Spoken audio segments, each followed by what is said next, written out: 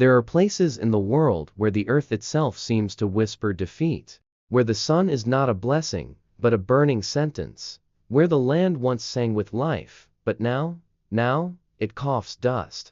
This is the story of one such place, and the man who refused to let it die, Burkina Faso, a name many never bothered to learn. A country most maps keep small and faded in the corner, but to the people here, this land is not forgotten, is their home, their wow. And as they would soon find out their miracle waiting to happen, let me take you to Wahiguya, in the dry north, where the rain stopped falling years ago, and the children began drawing water from memory rather than wells.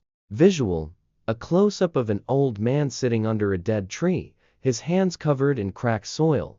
Voiceover, meet Kudugu Diallo, age 72. He once fed his entire village with a single acre of millet. He remembers when donkeys carried water for festivals, not survival. But now, I wake up, and I wait, he says, for the wind, for the sun, for a drop.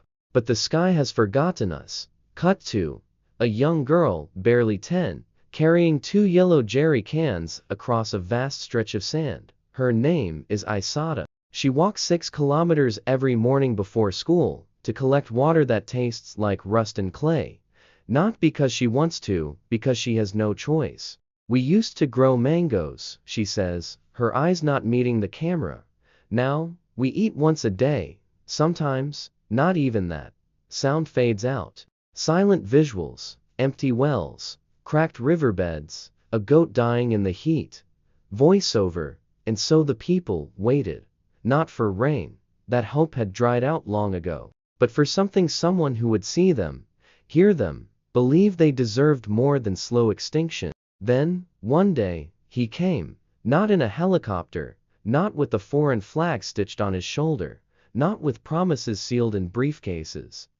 He came quietly, on foot. Ibrahim Traoré. Visual, a dusty convoy pulling into a parched village. No speeches, no podiums. Just a man, in military green, walking barefoot on scorched earth.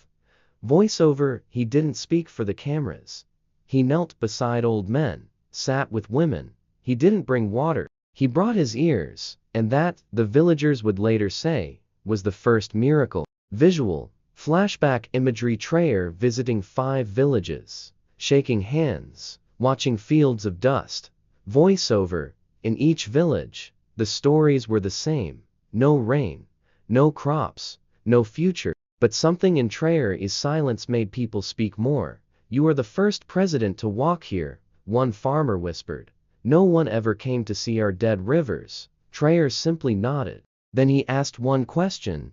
Where did the water used to flow? Cut to black and white historical footage. Burkina's ancient irrigation channels, now buried by decades of neglect.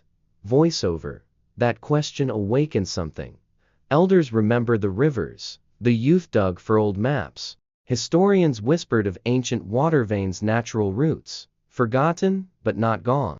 They called it madness. A canal, in the middle of the Sahel, with no funding, no machines, no foreign engineers, just hope, just hands. They said it would collapse in weeks, that it would crack and bleed dry like the dreams before it, that Burkina Faso's ambition would drown in dust. But Traoré never built it for them. He built it for the ones the world had already buried.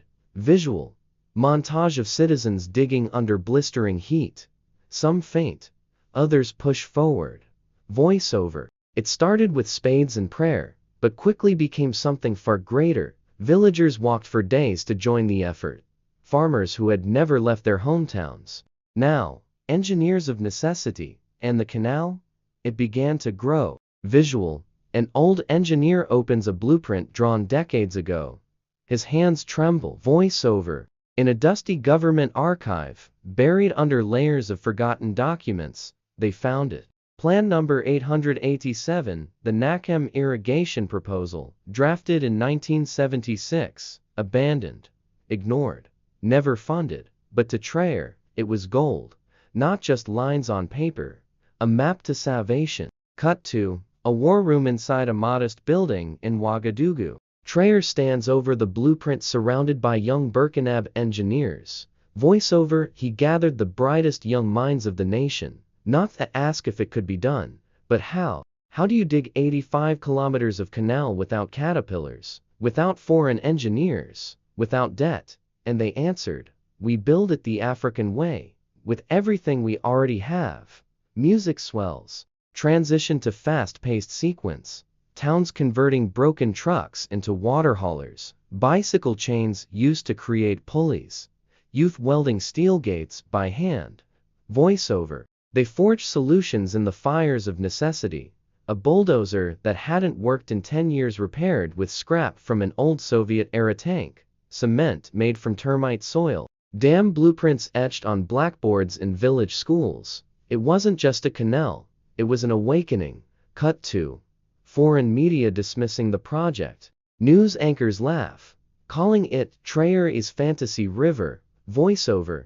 The West mocked them. Primitive. Impossible. A photo op with no future. But they didn't see what was happening underground. Beneath the sand, a heartbeat was forming, and in the people, a belief. Scene. Night. Workers sleep under stars. A woman sings a lullaby while stirring food for 40 laborers. Voiceover. They worked under the sun.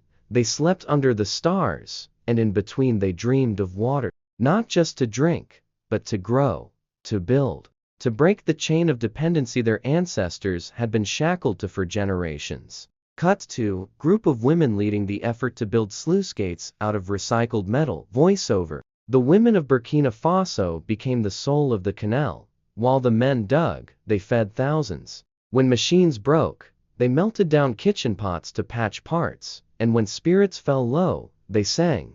Their song became the rhythm of revolution. Lyrics in more language float on screen, softly translated below. The world didn't believe it. Until they saw the green, they thought it was a fantasy that Burkina Faso's desert would never bloom, that its people were too poor, too desperate, too broken to build a future. But now, they had to face a different truth. The desert hadn't died. It had simply been waiting for someone to believe in it again. Visual. Isaiah, now a teenager, walks barefoot between rows of okra and tomatoes. She stops and cups a handful of water from a flowing irrigation channel. Voiceover. This wasn't just about crops. It wasn't even just about water. It was about what that water represented: sovereignty, self-respect, survival on our own terms. Because when the land changed, so did the people. Cut to marketplaces bustling with new vendors. Women carry baskets filled with fresh produce. Young men build wooden carts. Children giggle, eating sugarcane. Voiceover. It started small: a few rows of maize, some cabbage, mangoes where there once was dust. But then the yields multiplied, and soon, entire villages that once lived on food aid were feeding themselves and others. Visual. A government billboard, made in Burkina Faso, by our hands, for our future. Voiceover. Agriculture wasn't the only thing reborn, so was dignity. For the first time in decades, food exports increased, rural debt fell, families returned to the land they once fled, and a government that had long been forced to beg now taught other nations how to stand. Scene. When national media begins visiting the canal site. CNN, Al Jazeera, African Union delegates tour the project in stunned silence. Voiceover. Suddenly, the world started paying attention, not out of charity, but out of awe. How did they do it? Where did the money come from? Who designed it? The answer? The people did. Cut to Ibrahim Traoré addressing a global agriculture summit in Accra. He holds no notes, just speaks from the heart. Traoré. Voiceover. We were not poor because we lacked potential. We were poor because you told us we were. Now, we know better. We will feed ourselves, and soon, we may feed you too. Visual. Kudugu, the elderly farmer, now harvesting a bounty of millet with his grandchildren. Voiceover. Kudugu no longer wakes up to wait for rain. He wakes to check the water levels, to measure his planting cycles, to teach the next generation. He used to say, "The sky forgot us." Now he says, "We made our own sky, beneath the soil." Visual. Young students learning about canal engineering in school. Textbooks labeled Burkina Faso case stud, voiceover. In the classrooms, something even greater began to grow. Belief. Not in miracles, but in method. Not in saviors, but in systems. The children now learn how the canal was built, how math, grit, unity, and old blueprints reshaped their land, and they ask, what else can we fix? Visual. Women-led farming cooperatives exporting organic vegetables to neighboring countries. Cooperative names like Les Emrays du Canal, voiceover.